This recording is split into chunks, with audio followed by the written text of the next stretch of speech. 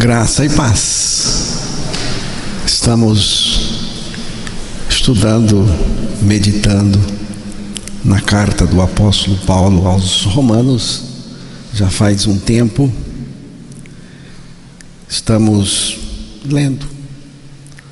A minha intenção é ler mesmo a palavra de Deus e deixar que Deus fale ao nosso coração o que Ele quer com cada um de nós. Hoje vamos ver um pouco Romanos 8, versículos 14 ao 17. A gente continua sempre onde paramos. Romanos 8, 14 ao 17.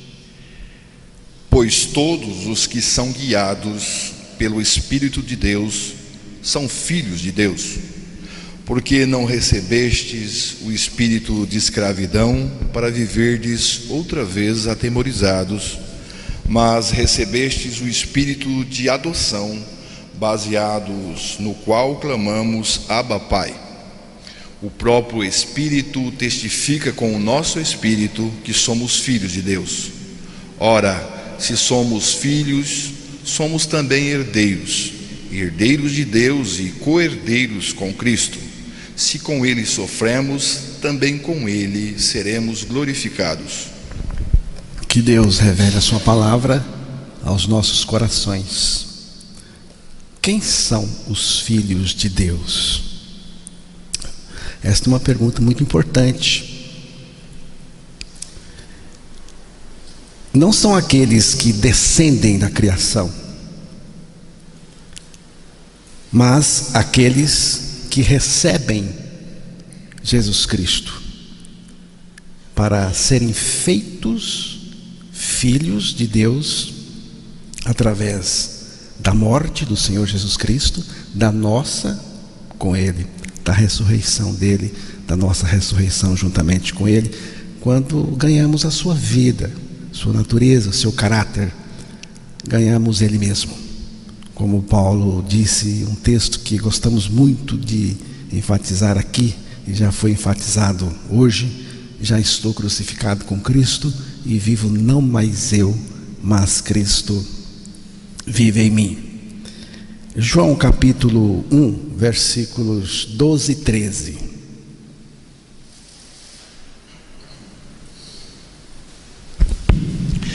Mas a todos quantos o receberam, deu-lhes o poder de serem feitos filhos de Deus, a saber, aos que creem no seu nome, os quais não nasceram do sangue, nem da vontade da carne, nem da vontade do homem, mas de Deus.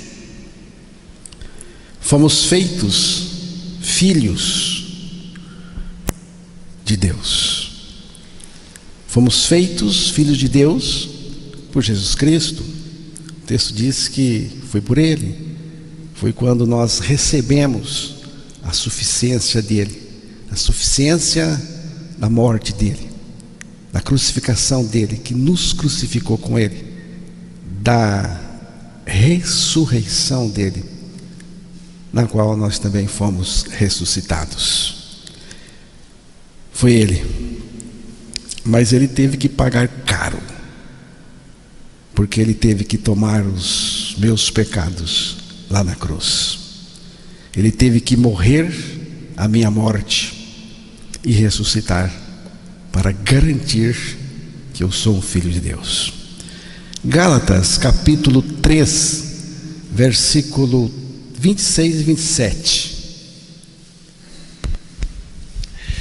Pois todos vós sois filhos de Deus mediante a fé em Cristo Jesus. Porque todos quantos fostes batizados em Cristo, de Cristo vos revestistes. Eu gosto muito deste texto.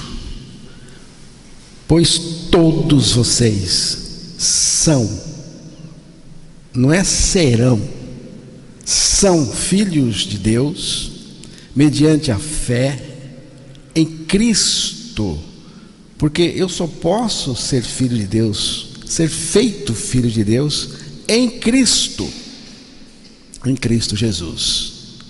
Porque todos vocês que foram, está no passado, batizados em Cristo aqui é na morte com Ele na cruz,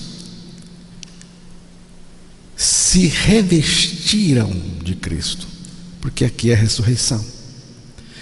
Eu não posso entrar em Cristo, eu não posso, mas Ele pode me colocar nele. Cristo na cruz nos atraiu para si e nos colocou nele. Desse momento em diante nós estamos em Cristo, estamos nele, e com Ele morremos, com Ele também ressuscitamos, e é aí que vamos ganhar a vida, e é aí que vamos nos tornar filhos de Deus. Antes éramos o quê? Éramos criaturas dominadas pelo pecado e portadores, das características espirituais do diabo. Lucas 20, versículo 36.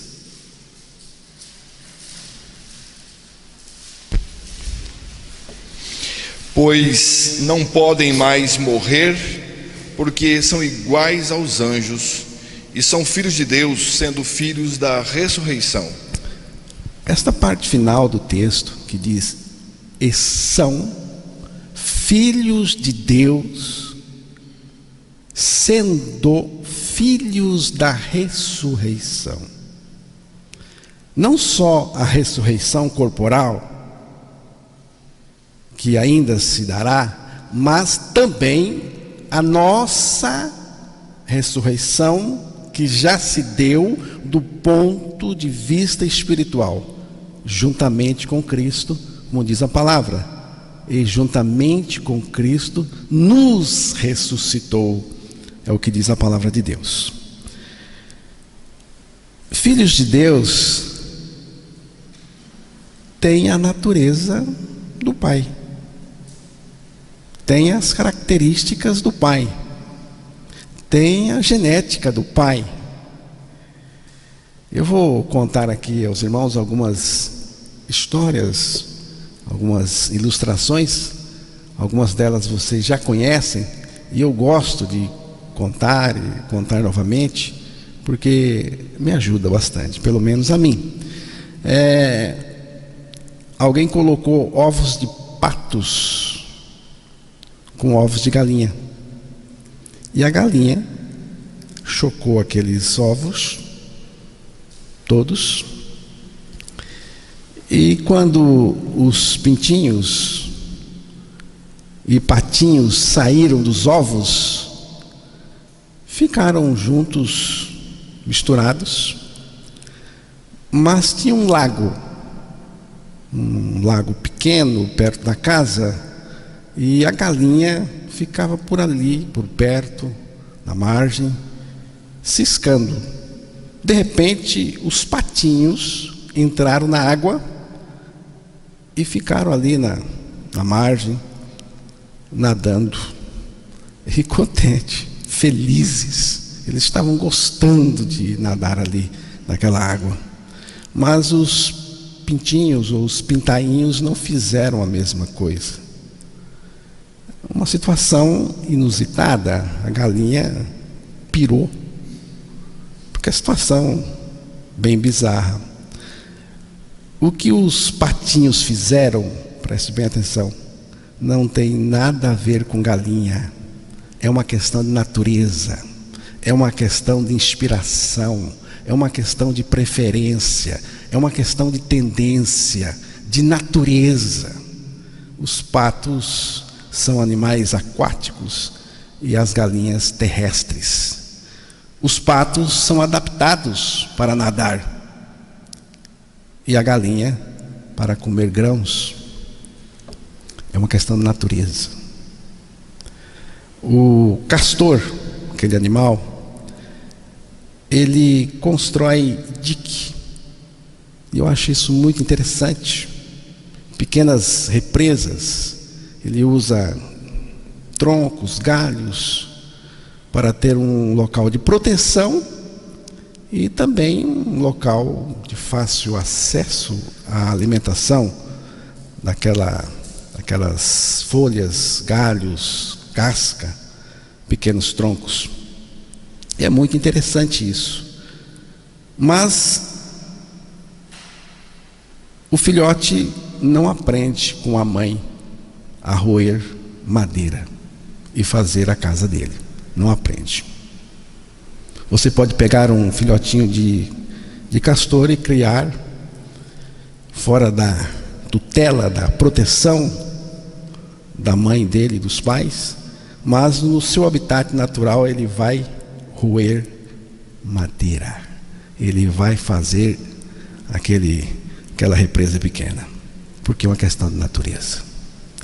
Tem uma outra que é um pouquinho mais intensa, que é a do urubu, que eu também quero contar aos irmãos aqui, porque ilustra bem essa questão de quem é quem na igreja. Se você é filho de Deus, eu espero que você já esteja entendendo o que eu estou aqui dizendo aqui. Você é inteligente, eu sei que está. É sobre o urubu, que é considerado o faxineiro da natureza, do ambiente. É uma lenda do urubu que queria ser pomba.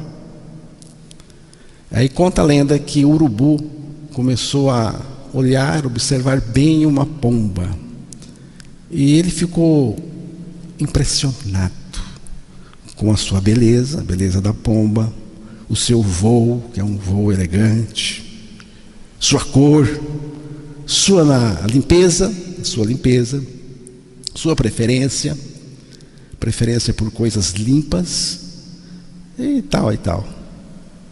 O urubu pensou: eu gostaria de ser assim como essa pomba. Então ele teve uma ideia, procurou um salão de beleza aviário, pediu ajuda para ser igual à pomba. No salão, o profissional contratado para o serviço foi logo dando um banho com água oxigenada, ganhando a cor um pouco parecida com a da pomba. Fez as unhas de urubu, você sabe como é que é. Ganhou um trato caprichado e ficou ajeitado. Ele ficou bonitão mesmo, bem ajeitado. Ele saiu do salão pensando: hoje é o meu dia de pomba. Hoje estou igual à pomba. Se aproximou da pomba, conversou com ela, voaram juntos com dificuldade, porque são voos diferentes. Depois de um tempo, a pomba lhe disse: estou com fome, eu vou almoçar. O urubu, com aquela fixação terrível de pomba, disse: eu posso ir com você? Ela respondeu: sim, pode, de boa. E quando eles chegaram à árvore da pomba, ela apanhou sementes, brotos, ervas, pequenas frutinhas e começou a comer com muito gosto. Estava com fome. O urubu provou uma semente, jogou fora. Provou uma frutinha, cuspiu. Provou todo o cardápio, mas não conseguiu comer nada. Então ele desabafou: é horrível, eu não consigo comer isso.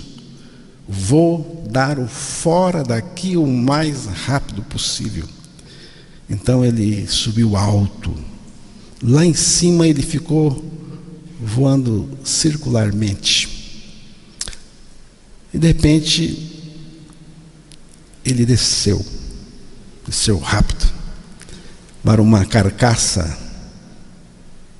Era um boi morto de uns 3, 4 dias.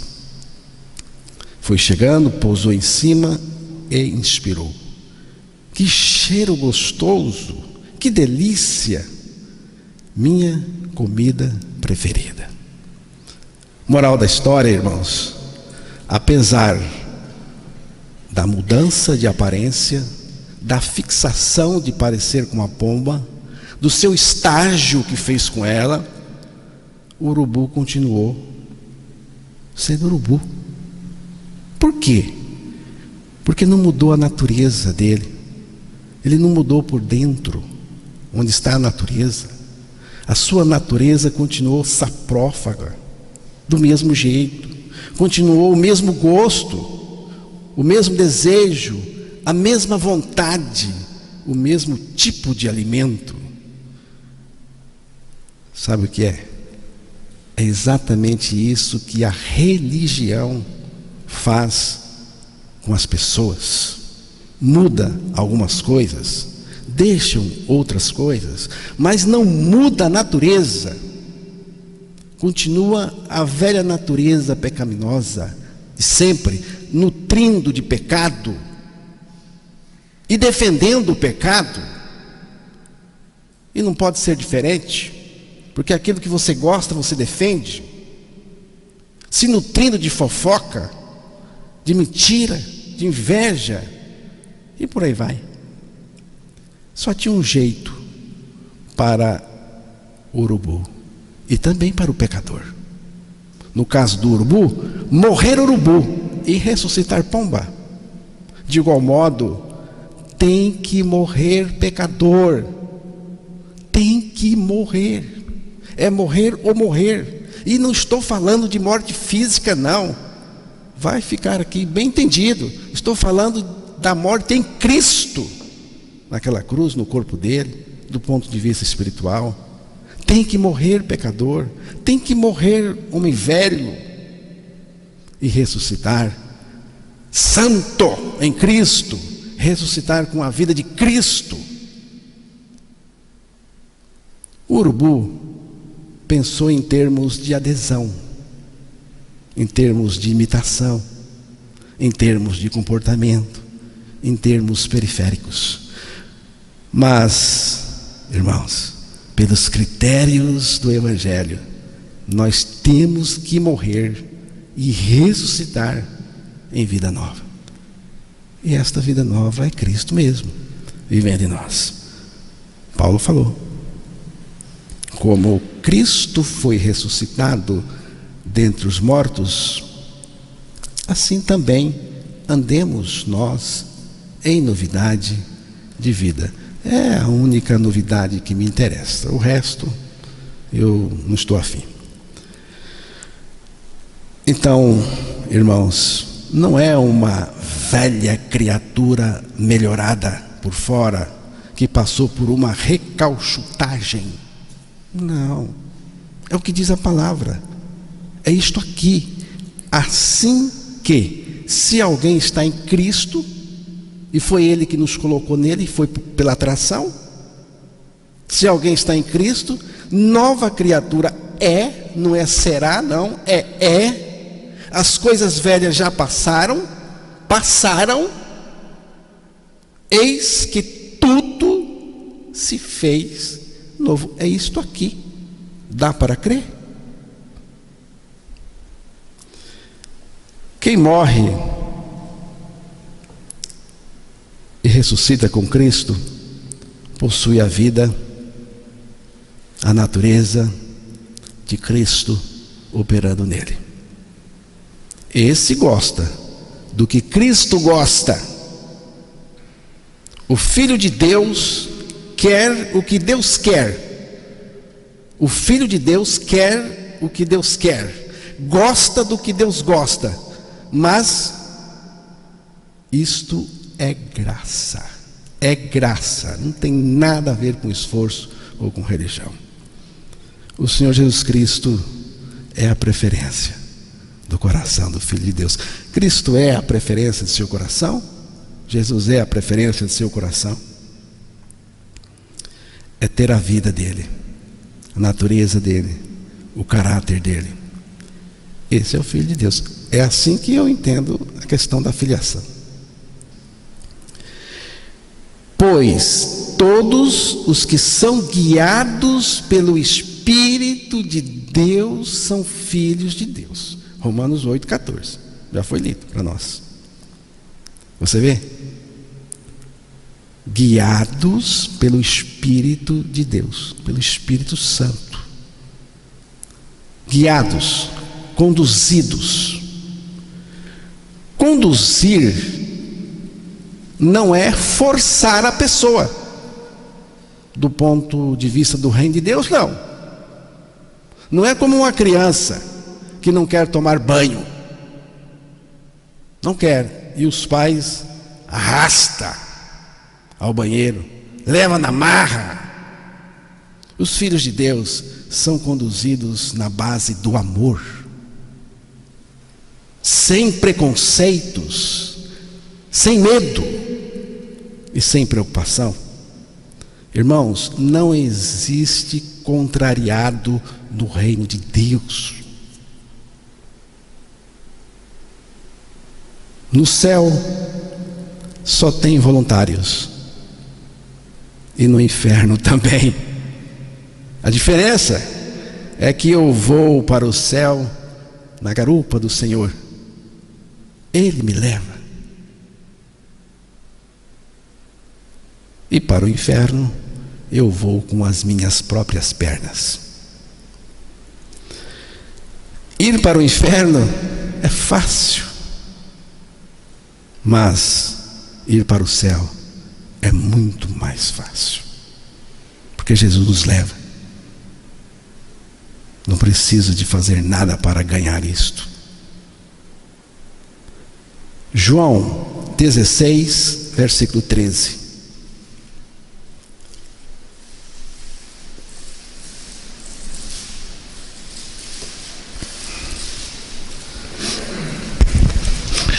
Quando vier, porém, o Espírito da verdade, ele vos guiará a toda a verdade, porque não falará por si mesmo, mas dirá tudo o que tiver ouvido e vos anunciará as coisas que hão de vir. Você vê, o Espírito guia pela verdade, e a toda a verdade. Que toda verdade é esta? Para mim é a palavra de Deus. Toda a verdade. E pela palavra que é a verdade, o Espírito nos guia à verdade, que é Cristo. A palavra que é Cristo, o Verbo de Deus. Então, irmãos, só temos firmeza, só temos convicção, só temos segurança em cima da palavra de Deus. Fora dela, não temos segurança nenhuma. Não somos guiados por supressão.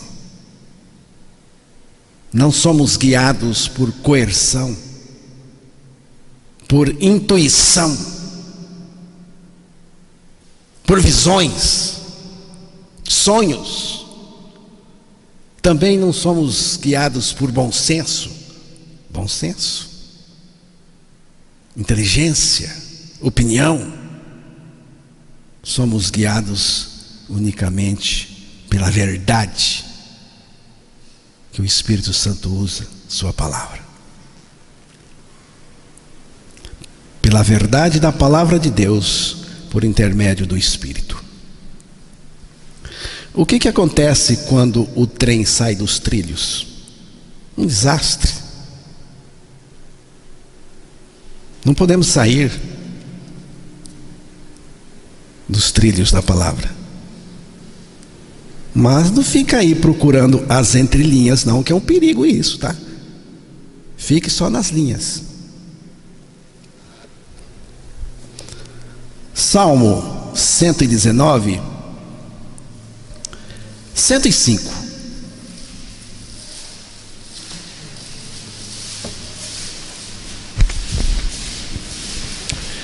Lâmpada para os meus pés é a tua palavra e luz para os meus caminhos. Você vê? 133. Firma os meus passos na tua palavra e não me domine iniquidade alguma. Firme os meus passos na tua palavra. É o Senhor mesmo que faz essa firmeza, que firma os meus passos na palavra. É o Senhor mesmo. E quando os nossos passos estão firmados na palavra de Deus, o que acontece? Não se apodere, não me domine iniquidade. Tem alguma que vai me dominar? É uma questão de crer na palavra. Eu creio. Sou criticado por isso, porque creio que crendo na palavra de Deus, a iniquidade não me domina em nenhuma circunstância. Mas eu creio.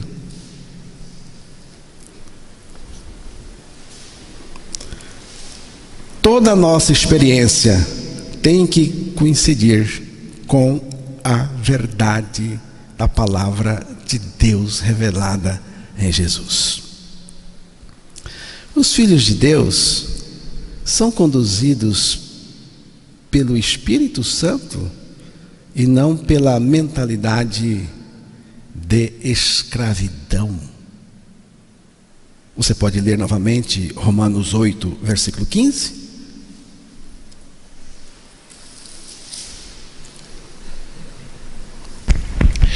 Porque não recebestes o espírito de escravidão para viverdes outra vez atemorizados, mas recebestes o espírito de adoção, baseados no qual clamamos, Abba, Pai.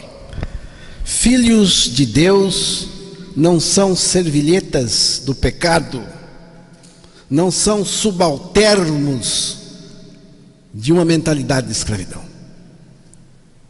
Filhos de Deus não são servilhetas do pecado, não são subalternos de uma mentalidade de escravidão, servidão. Filhos de Deus não vivem debaixo desse sistema opressivo do medo.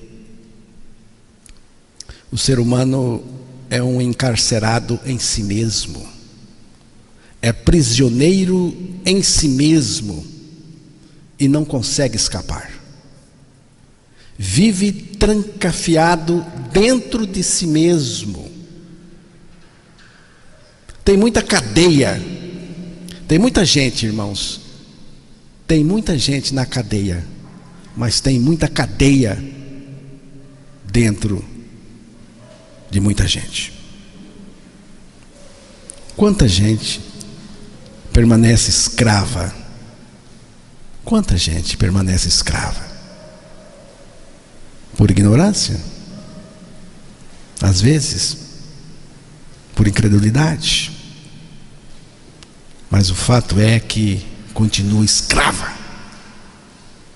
2000 anos se passaram depois que Cristo promulgou a nossa libertação na cruz do Calvário com a sua morte, mas muita gente ainda vive escrava. Alguns soldados japoneses continuaram entrincheirados naquelas ilhas do Pacífico, mesmo depois que foi anunciado oficialmente o fim da Segunda Guerra Mundial.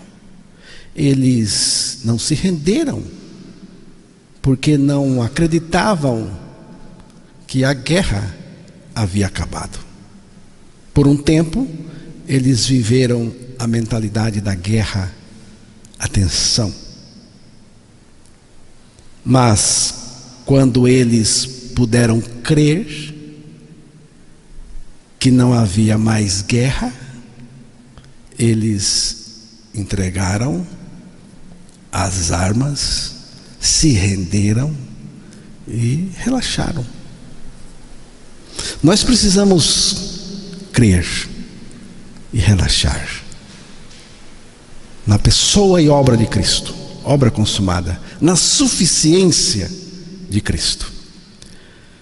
Filho de Deus tem o testemunho interno do Espírito de Deus, Espírito Santo. Isso aqui é muito importante, irmãos.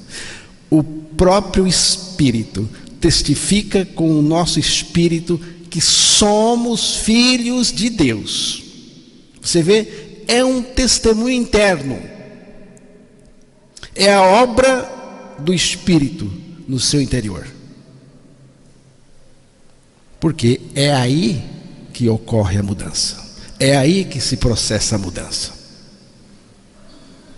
É a convicção trazida pelo Espírito, através da palavra de Deus, ao nosso coração, dessa preciosa e maravilhosa obra da graça. O Espírito Santo faz transbordar os corações dos filhos de Deus, de certeza, de convicção, pela palavra de Deus. O Filho de Deus não tem dúvida que foi atraído no corpo de Cristo, identificado, crucificado, morto e também ressuscitado. Filho de Deus é herdeiro, herdeiro de Deus e co-herdeiro com Cristo. Você pode ler o versículo 17. Ora, se somos filhos, somos também herdeiros, herdeiros de Deus e co-herdeiros com Cristo. Se com Ele sofremos, também com Ele seremos glorificados. Irmãos, a nossa experiência de fé não fica separada da pessoa de Cristo. Deus providenciou tudo, mas tudo mesmo, o que é necessário para a nossa salvação nele, em Jesus Cristo.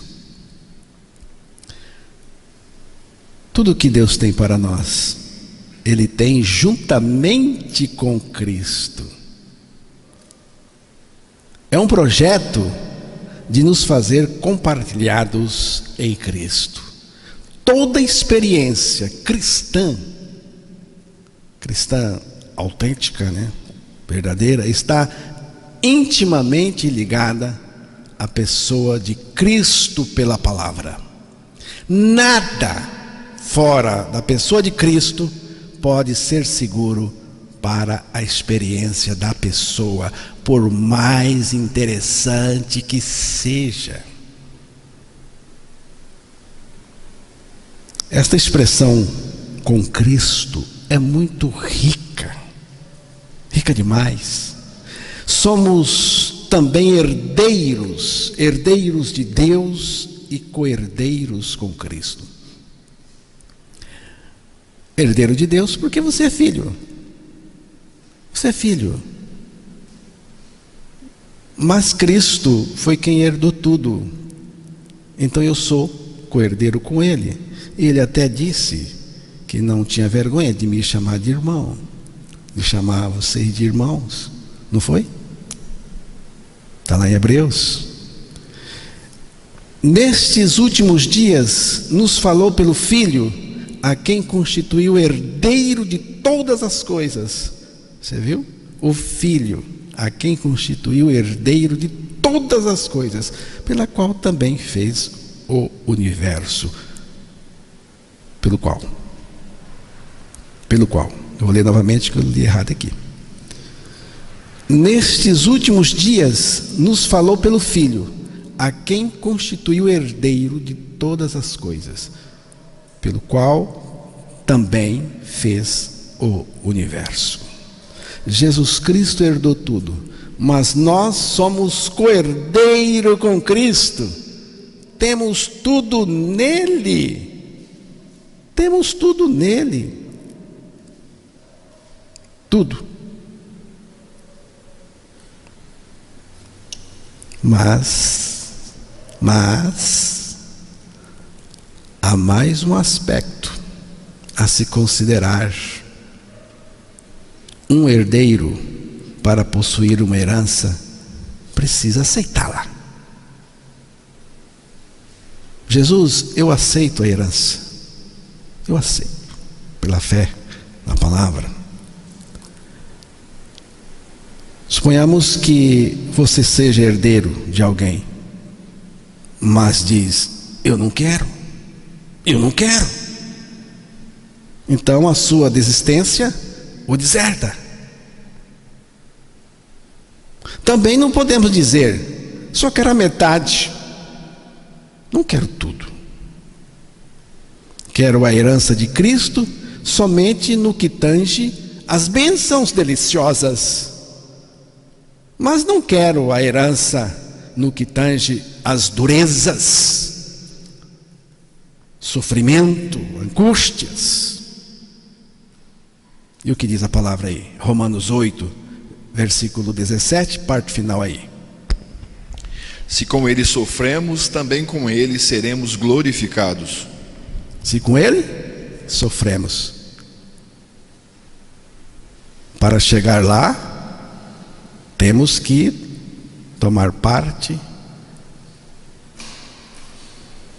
no sofrimento de Cristo. Essa palavra sofrimento desagrada muitos cristãos, desagrada muita gente. Muita gente que tenta se desviar do sofrimento. Eu não vou falar do sofrimento hoje, vai ficar para a próxima vez, na sequência do texto. Mas eu quero lhe dizer que não tem como escapar, como desviar do sofrimento nas tribulações. Não tem vacina contra a tribulação.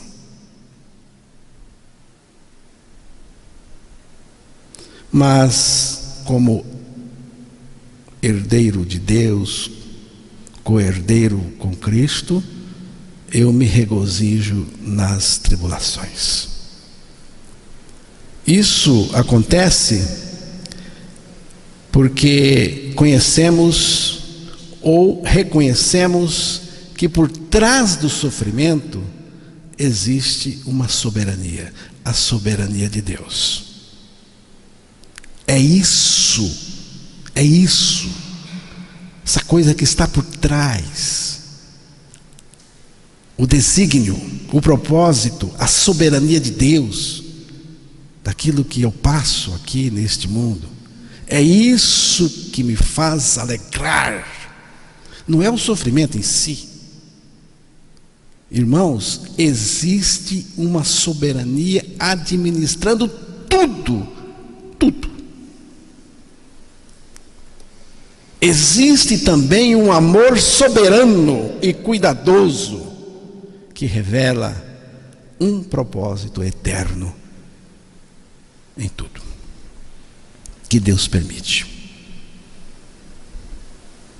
É por isso que devemos regozijar-nos no sofrimento que passamos. A causa do regozijo não é a dor, é Deus mesmo. Não é a dor, é Deus mesmo. Há uma esperança certa que não nos decepciona. Ela nunca haverá de trair-nos, provando ser no final apenas uma ilusão, uma farsa. Não há ilusão, nem agora e nem no final, na carreira, na jornada.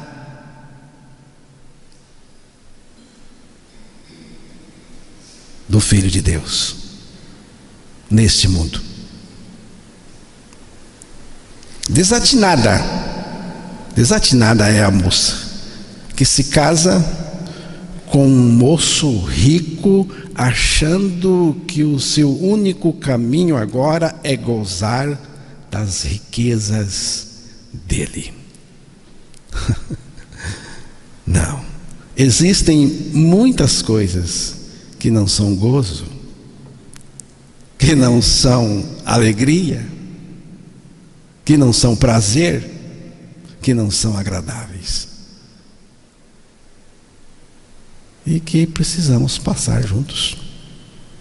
Principalmente no casamento, isso acontece, né? Agora tem uma outra coisa aqui. Agora nós o chamamos Abba, Pai. Abba, Pai, que está no versículo 15 de Romanos 8. Jesus chamou Deus de Abba, Pai. Abba é uma palavra de origem hebraica, usada em Israel até hoje, entre pais e filhos. Essa palavra demonstra total afeto.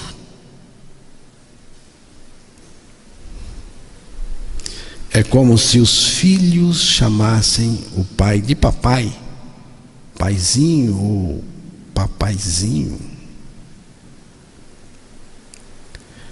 Essa relação maravilhosa de Jesus com o Pai, eu preciso conhecer. Você também. Nós precisamos conhecer.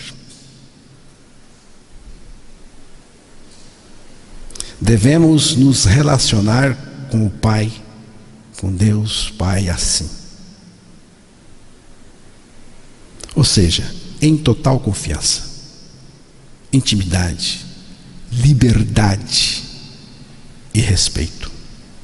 Precisamos conhecer este Pai que mandou seu Filho para morrer a nossa morte e ressuscitar para ser a nossa vida, para viver em nós a sua vida justa e santa. Entregue-se todos os dias ao amor deste Pai tão maravilhoso. Como é bom, irmãos, ter Deus como Pai. E agora, Pai, agora eu quero o teu colo. Quero o teu colo todos os dias. Eu quero a tua presença. Só ela me satisfaz. Não estou caçando bênçãos. Eu quero a ti mesmo. Eu quero a tua pessoa, tua presença. Eu só vou me satisfazer com a tua intimidade. Eu quero ela.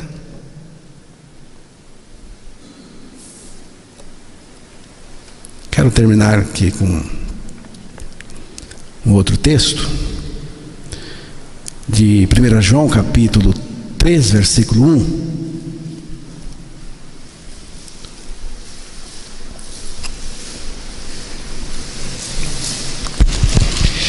Vede que grande amor nos tem concedido o Pai, a ponto de sermos chamados filhos de Deus. E de fato somos filhos de Deus. Por esta razão, o mundo não nos conhece, porquanto não o conheceu a Ele mesmo. Vejam que grande amor o Pai nos tem concedido. Vejam. Você já viu? Você já olhou para este grande amor? E João está convidando você. Todos nós. Vejam que grande amor o Pai nos tem concedido. É concedido, é graça. A ponto de sermos chamados filhos de Deus, e de fato aqui é filho com natureza, é filho com a vida do Pai, com o caráter, com a genética aqui. De fato somos filhos de Deus. Agora vem uma coisa que eu quero mostrar aos irmãos. Por essa razão. Que razão? Que você é um filho de fato de Deus. Por essa razão o mundo não nos conhece, porque não o conheceu. Irmãos, o Filho de Deus não é gostado pelo mundo. Não é gostado pelo mundo por causa de Cristo que está nele. Que está nele. Cristo está em nós. E o mundo não conheceu o Senhor. O mundo não gostou do Senhor. E não vai ser diferente com aquele que tem Cristo nele. O Filho de Deus não é gostado pelo mundo. Os filhos de Deus são esquecidos pelo mundo. Mas eu não estou nem aí. Isso não importa em nada para mim. Sabe por quê? Porque o que importa não é sermos lembrados pelo mundo, mas nós, os filhos de Deus, nos lembrarmos do mundo para pregarmos o Evangelho de Cristo. Isso sim.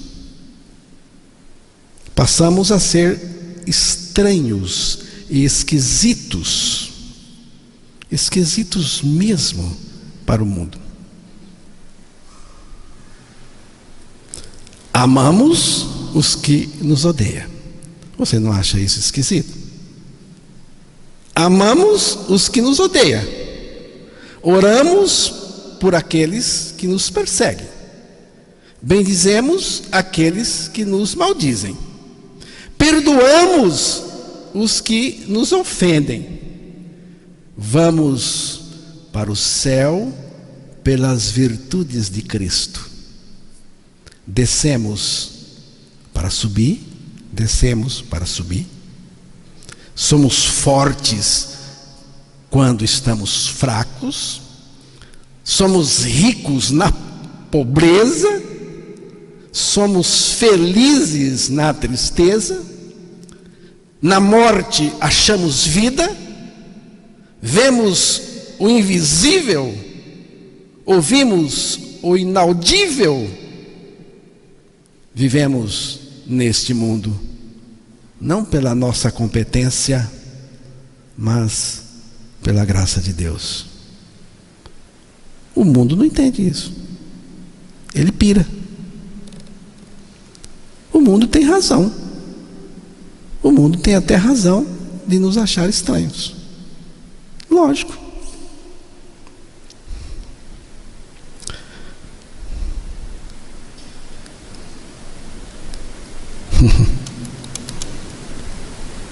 E a religião também, viu? Não é só o mundo, não. Não é só o mundo, não. A religião é coisa terrível. O julgamento religioso é muito impiedoso. Irmãos, o julgamento religioso é mais impiedoso do que o julgamento do mundo. O que fizeram julgando Jesus foi um exagero brutal. Brutal.